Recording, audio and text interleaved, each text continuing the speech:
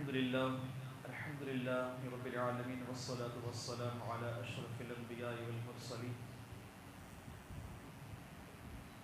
وعلى آله وصحابه أجمعين أما بعد أعوذ بالله من الشيطان الرجيم بسم الله الرحمن الرحيم إن الله ملائكته يصلون على النبي يا أيها الذين آمنوا صلوا عليه وسلموا تسليما اللهم صل على سيدنا شفيعنا حبيبنا نبينا مولانا نبينا محمد بارك وسلم صلوا عليه صلاة وسلام عليك يا رسول الله صلی اللہ تعالی علیہ وسلم. ایک اور دفعہ باواز بلند درود پاک پڑھیں. اللهم صل على سيدنا وشفيعنا حبيبنا نبينا مولانا محمد بارك وسلم صلوا عليه صلاة وسلام عليك يا رسول الله صلی اللہ تعالی علیہ وسلم. اللہ رب العزت کا لاکھ لاکھ شکر احسان ہے کہ مالک مولا نے ہم تمام کو ماہ مبارک جیسا عظیم مہینہ عطا فرمایا. اللہ تعالیٰ ہم تمام کے روزوں کو اپنی بارگاہ میں قبول فرمائے. اور اللہ رب العزت کا لاکھ لاکھ شکر احسان ہے کہ اس نے ہمیں نماز فجر ادا کرنے کی توفیق عطا فرمائے. جیسے رمضان کے مہینوں میں ہم نماز کی پابندی کرتے ہیں، اللہ رب العزت اسی طریقے سے ہم تمام کو آدم عمر نمازوں کی پابندی کرنے کی توفیق عطا فرمائے.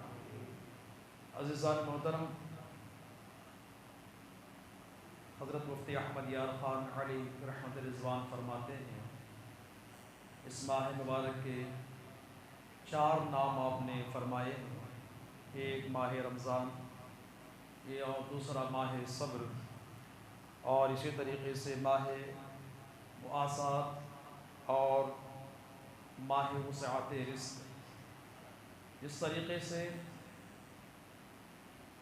صبر کا یہ مہینہ ہے، اور بندہ جب روزہ رکھتا ہے، روزے کے ساتھ ساتھ جن چیزوں سے وہ اپنے آپ کو روکے رکھتا ہے، صبر کرتا ہے، تو اللہ رب العزت اس کے بدلے فرماتا ہے کہ صبر وہ ہے کہ جس کی جزا میں خود ہوں. یعنی رب فرماتا ہے کہ روزے کی جزا، صبر کی جزا میں خود رب ہوں. اور اسی طریقے سے جو دوسرا نام ہے، یہ دوسروں کے ساتھ بھلائی کرنا اور وسعت رزق. اللہ تبارک و تعالیٰ اس مہینے میں رزق میں بے پناہ برکتیں عطا فرماتا ہے. تو عزیزان محترم، یہ وہ مہینہ کہ جس مہینے میں وہ بندہ جو چیزیں، جو نعمتیں دوسرے ایام میں جو حاصل نہیں کر سکتا، جو کھا نہیں سکتا، اللہ رب العزت اس مہینے میں، اس مہینے کی برکت سے اسے وہ بھی کھلا دیتا ہے. تو لہٰذا اس مہینے کے بے شمار فضائل بیان فرمائے ہیں. مفتی احمد یار خان نعیمی علیہ رحمت رضوان ایک اور فضائل اس کی یوں بیان فرماتے ہیں کہ جس طریقے سے بندہ حج کے لیے جاتا ہے، کعبہ معظمہ ہر ایک کو، آنے والے حاجی کو یا عمرہ کرنے والے کو اپنے پاس بلاتا ہے، بلانے کے بعد پھر اس کے گناہوں کی مغفرت کرواتا ہے. لیکن یہ وہ مہینہ ہے کہ یہ خود ہمارے پاس آتا ہے، اور ہمارے پاس آ کر یہ ہمارے گناہوں کی مغفرت کرواتا ہے. رب کی بارگاہ میں عرض کرتا ہے کہ اے مالک مولا، اس بندے کی مغفرت فرما دے، کیونکہ اس نے میرا احترام کیا، اس نے روزے رکھے. اور یہ وہ مہینہ جس کی فضیلت ایک اور بیان فرماتے ہیں کہ جس طریقے سے آگ لوہے کو جلا کر اس کے ہر وہ چیز کو ختم کر دیتی ہے جس سے لوہے کو خطرہ ہوتا ہے، اور پھر جلانے کے بعد لوہا ایک الگ رنگ میں ہو جاتا ہے، پھر اس کی شکل کچھ بنانے والا الگ طریقے سے بناتا ہے. اور جو سونا ہوتا ہے، لوہار اسے بھی جلا کر اس میں خوبصورتی پیدا کرتا ہے اور اس کی ساری گندگی کو دور کر دیتا ہے. اسی طریقے سے ماہ رمضان یہ وہ مہینہ ہے کہ جس مہینے میں، کیونکہ رمضان کا ایک معنی یہ بھی ہے جلانا، کہ یہ وہ مہینہ ہے کہ بندہ جب روزہ رکھتا ہے تو اللہ رب العزت اس کے بدلے اس کے سارے گناہوں کو ختم فرما دیتا ہے. تو لہٰذا عزیزان محترم، اللہ رب العزت کا لاکھ لاکھ شکر احسان ہے کہ کس طریقے سے ہم پر اللہ رب العزت نے اپنا کرم فرمایا ہے. وہ ہر طریقے سے اپنے بندوں پر کرم نوازیاں کر رہا ہے کہ کسی نہ کسی طریقے سے میرا بندہ گناہوں سے پاک ہو جائے، کسی نہ کسی طریقے سے میرا بندہ پاک و صاف ہو جائے. یہ رب کا کرم دیکھے اپنے بندوں پر کس قدر اپنے بندوں سے محبت فرما رہا ہے. اللہ اکبر. صبح ہم سحری میں اٹھتے ہیں، افطاری میں رہتے ہیں، لیکن اللہ کے حبیب فرماتے ہیں کہ یہ دونوں اوقات ایسے ہیں کہ جن اوقات میں اللہ رب العزت کے حبیب فرماتے ہیں کہ ان دونوں اوقات میں دعا مانگا کرو، یہ قبولیت کا وقت ہے، دعاؤں کی قبولیت کا وقت ہے۔ اور اسی طریقے سے یہ وہ مہینہ ہے کہ جس مہینے میں شیطان کو قید کر دیا جاتا ہے، یہ وہ مہینہ ہے کہ جس میں ایک نیکی کا بدلہ اللہ رب العزت 70 گنا بڑھا دیتا ہے، یہ وہ مہینہ ہے کہ جس میں فرض کا ثواب 70 فرضوں کے برابر کر دیتا ہے، یہ وہ مہینہ ہے جس میں نفل کا ثواب فرض کے برابر کر دیتا ہے، یہ وہ مہینہ ہے کہ جس میں اگر کوئی روزہ دار کو ایک گھونٹ پانی بھی پلا دیتا ہے تو پورا روزہ رکھنے والے کا ثواب جیسا اسے ملتا ہے، روزہ افطار کرانے والے کو بھی اللہ تعالیٰ فرماتا ہے۔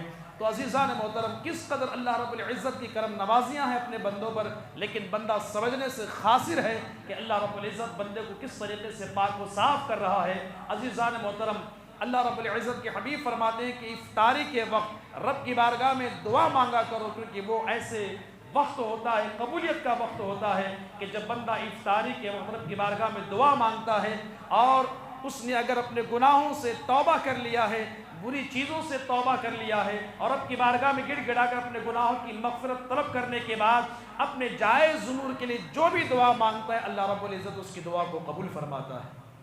تو لہٰذا عزیزان محترم، افطاری کا جو وقت اہم ہوتا ہے، لیکن ہم اس وقت میں کیا کرتے ہیں، جیسے عصر کی نماز ختم ہوئی ہم صرف افطاری کے ساز و سامان کو جوڑنے میں لگے رہتے ہیں کہ کبھی ہم یہ لے آئے، کبھی وہ لے آئے، کبھی یہ لائے۔ اگر دسترخوان میں کسی چیز کی کمی ہو گئی تو شکایت بھی ہو جاتی ہے ایک بعض گھروں میں کہ آج دسترخوان میں یہ چیز موجود نہیں ہے، آج افطاری میں یہ چیز موجود نہیں ہے، مجھے افطاری کا مزہ ہی نہیں آیا۔ ایسے بھی بعض کہنے والے آپ کو ملیں گے، سحری میں اگر کوئی چیز کی کمی پیشی ہو گئی تو گھر میں ڈانٹ دیتے ہیں کہ آج سحری میں مجھے مزہ نہیں آیا۔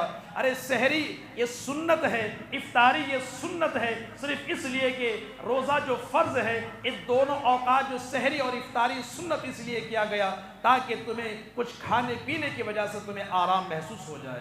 لیکن ہمارا حال کیا ہے، نہ سحری میں ہمیں کمی پیشی ہونی چاہیے، نہ افطاری میں ہمیں کمی پیشی ہونی چاہیے۔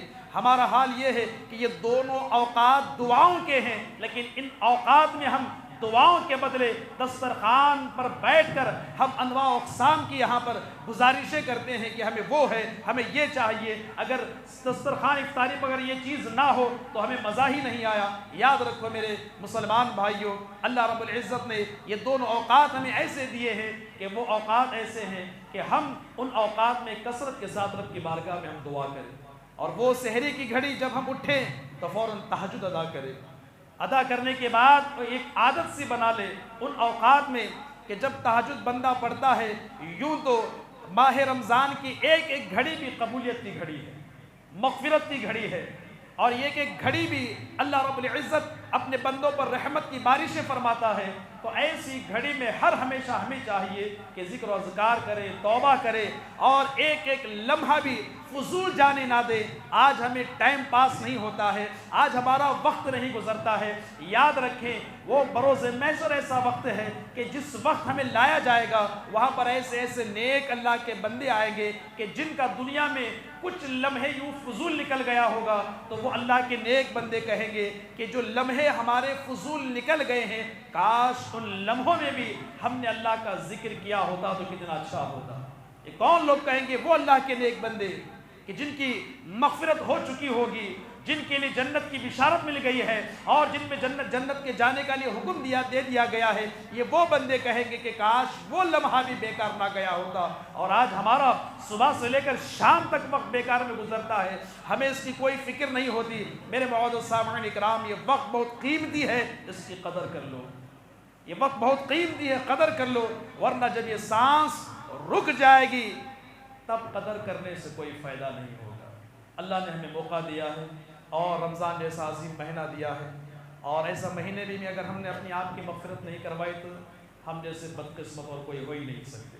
تو لہٰذا عزیزان محترم، اللہ تعالی ہم تمام کو اس ماہ مبارک میں ہر لمحہ ہر گھڑی ذکر و اذکار کرنے، توبہ و استغفار کرنے کی توفیق عطا فرمائے۔ اسی طریقے سے وہ مسائل بھی سماعت فرما لیں کہ جس طریقے سے بعض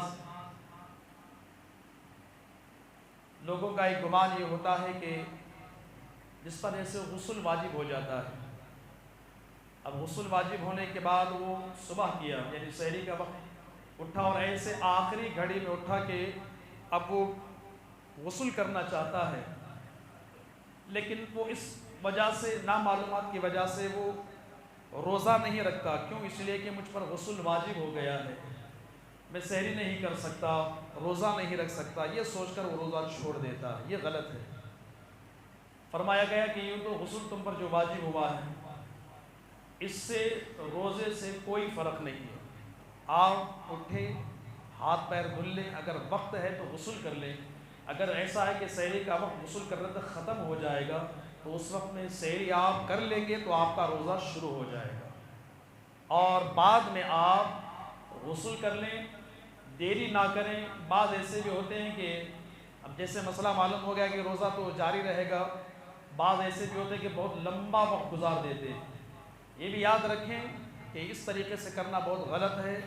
زیادہ وقت گزارنا جنابت کی حالت میں ہو یا احتلام ہو گیا ہو، ایسی حالت میں فرمایا گیا کہ جس گھر میں جنوبی شخص ہوگا یعنی جس پر غسل واجب ہے، فرض ہو گیا ہے، ایسا شخص بہت دیر تک غسل نہ کیے ہوئے گھر میں رہتا ہے تو اس گھر میں رحمت کے فرشتے نہیں آتے. تو اس بات کا بھی خیال رکھیں. روزہ آپ شروع کر لیں، بعد میں آپ غسل کر لیں، آپ کا روزہ معمول پر رہے گا اور آپ کا روزہ مکمل ہو جائے گا. اسی طریقے سے وہ نوجوان بھی کہ سحری کرے، آئے نماز پڑھے، جا کر سو گئے، تو اب نوجوان جو ہوتے ہیں، جو آپ جوانی کی عمر سے جو گزرے، احتلام ہو جاتا ہے تو نیند کے قلبے میں نفس کی وجہ سے کچھ خیالات ایسے پیدا ہوتے ہیں نیند میں کہ جس کی وجہ سے ناپاکی کی حالت ہو جاتی ہے. تو اس میں بھی بعض خوف زدہ ہو جاتے ہیں کہ شاید روزہ میرا ختم ہو گیا. ایسا نہیں ہے. یہ ناپاکی ہونے کی وجہ سے آپ کا روزہ ختم نہیں ہوا. آپ اٹھیں اور پھر غسل کر لیں. غسل کر لینے کے بعد آپ کی پھر سے پاکی ہو جائے گی اور آپ کا روزہ نہیں ٹوٹے گا، آپ کا روزہ جاری ہی رہے گا. اور اسی طریقے سے غسل کرتے وقت بعض لوگوں کا یہ خیال ہوتا ہے کہ جب ناپاک ہو جاتے تو غرارہ کرنا چاہیے، ناک میں پانی بہت دور تک پہنچانا چاہیے. یہ فرائض غسل میں سے نہیں ہیں، بلکہ آپ جب کلی کریں تو آرام سے کریں، اتنا زور سے منہ میں پانی نہ پھیلائے کہ حلق سے نیچے اتر جائے، اور ناک میں پانی سانس کے ذریعے سے اتنا تیز نہ چڑھائیں کہ وہ پانی آپ کے دماغ تک پہنچ جائے. بس ہلکا سا پانی چڑھائیں، کلی کریں، تو اس سے آپ کا فرائض جو غسل ہے وہ ادا ہو جائیں گے. پھر آپ غسل کر لیں. اور اسی طریقے سے غسل کرنے میں اگر کان میں پانی چلا جائے تو بعض کا یہ وہم ہوتا ہے کہ شاید روزہ ٹوٹ جاتا ہے. کان میں غسل کرنے میں یا کسی وجہ سے پانی چلا گیا تو روزہ نہیں ٹوٹے گا. تو ان باتوں کو خیال رکھیں. اللہ تعالی ہم تمام کو ان باتوں پر عمل کرنے کی توفیق رفیق عطا فرمائے.